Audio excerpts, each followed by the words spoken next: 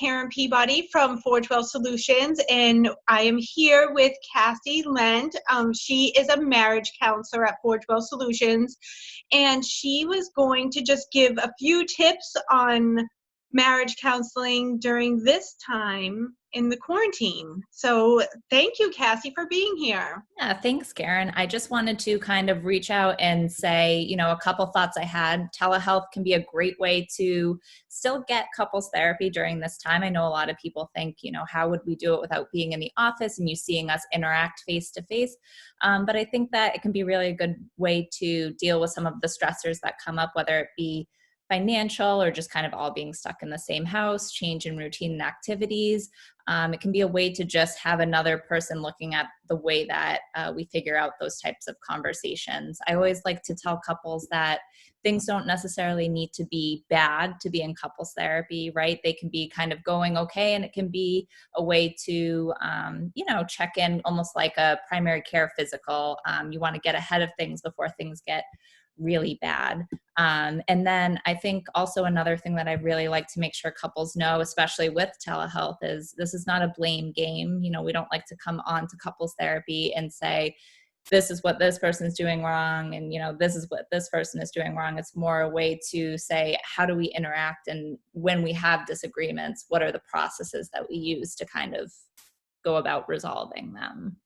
So important. I personally think if you're going to get married, you should have to do like 6 weeks of marriage therapy just to even know the rules of like how to fight fair.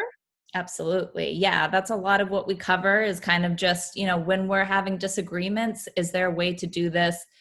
Most couples will fight, and it's the same fight most of the time. They did a research study that was like 70% of all couples fights are about the same thing. But I think it's about kind of finding different processes in different ways. And I think to that, it's very difficult when we're all stuck in the same house to get some of those strategies in place, which is why I also help couples to say, okay, when session is over, in between sessions, what can you guys do individually as well to process some of what we're talking about?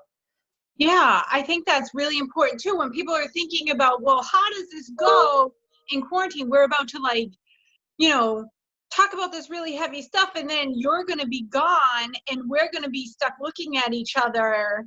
How is that going to be?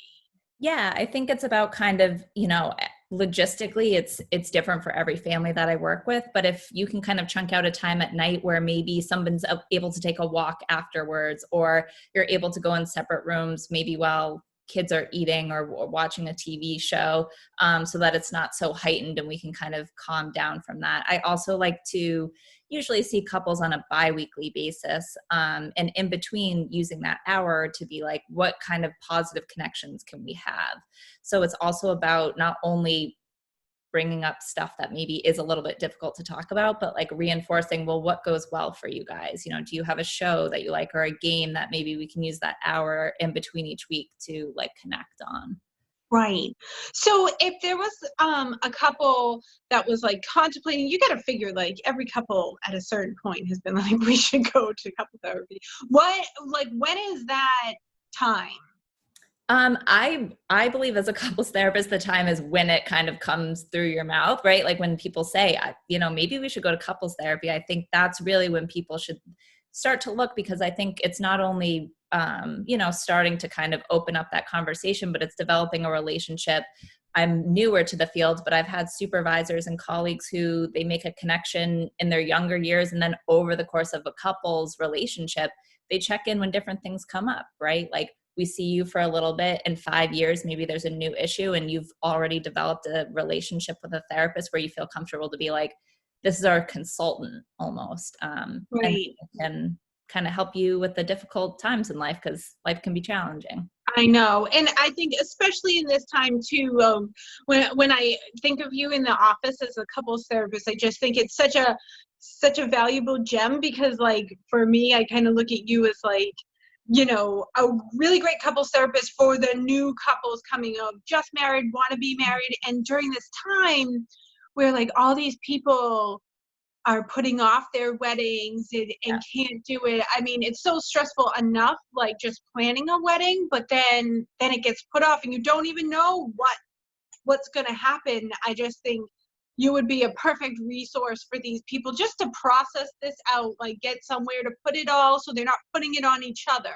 Yes, absolutely. It's definitely, sometimes people think it's so serious, like you have to be on the edge of a separation or there has to be something going on, when really it can be a place to process. Like, that was really disappointing that we had to postpone our wedding. I have a new intake actually that's the exact situation that they're in. And, they just want somewhere to kind of say, hey, like this is stressful and we don't want to take it out on each other. Yeah. And I mean, I also think, because like couples therapist is such a big topic, like partnership work is so huge. Even there are people who separate or both want to separate and need to learn how to do that in a healthy way, especially for themselves, for their kids. Like, they're still going to have a lifelong relationship. Yeah, absolutely. That is a lot of the work that I do too. I mean, not all the time do we focus on like having this positive outcome of staying together. It's a positive outcome of, can you guys be the most effective for whatever kind of goal that you have? So if the goal is separation, how do we co-parent? How do you guys navigate like making choices on scheduling and that kind of thing? A lot of times, unfortunately, past issues probably come up because it does kind of, relate to what they're talking about. But it's really okay to focus on, we just want healthy relationships for people. That's what marriage and family therapists are trained on, is like relationships, and we're pro relationship. Right. And even if past stuff comes up, perhaps that's a way to like finally put it to rest. Yeah, absolutely. Yeah. Move forward in the new relationship. Yes, definitely. And just kind of, some people find it really helpful to just define what's going on. Some couples live in like this gray in between, and they find a lot of clarity from being like, we are married and that's what we're going to be. And this is what our marriage is going to look like. Right. It doesn't one size fit all kind of thing for marriage. So it's another way to kind of have a conversation with a person who, I know a lot about relationships, a lot about your relationship. So together, hopefully we can kind of make like meaning of that. I think that's great. It's so important for people to know, because I do think marriage therapy is almost a little more scary than individual therapy. It's harder to kind of get a buy-in for both. So just kind of giving them this basic information of, it's not scary. It doesn't need to be heavy.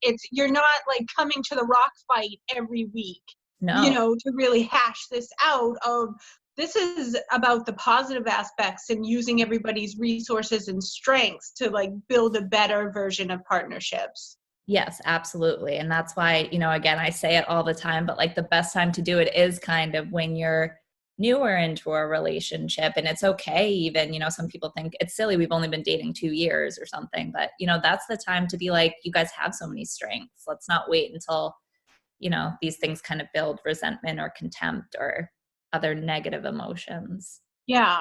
Yeah. Thank you so much, Cassie. I think that's so helpful. It always gives people something to think about in their relationships, because sometimes like relationships are complicated, and during this time it can be even worse. Yeah, it's brand new. Cassie, where can people find you? So I can be found on the Forgewell Solutions website, of course. So like under Find a Therapist, Cassie Len. My email is Cassie Len, CassieLen at LMFT, at gmail.com. And usually email is the best way for people to set up an intake with me, because I can just send them kind of our client portal that we use and go from there. Right. And if they go to the website, forgewellsolutions.com, they can just find you and they can click a button and it will go directly to your email. So they can send you an email directly. And what insurances do you take? So I got paneled with a couple more kind of during this quarantine. So the major ones I take are Blue Cross, Cigna, I'm approved for.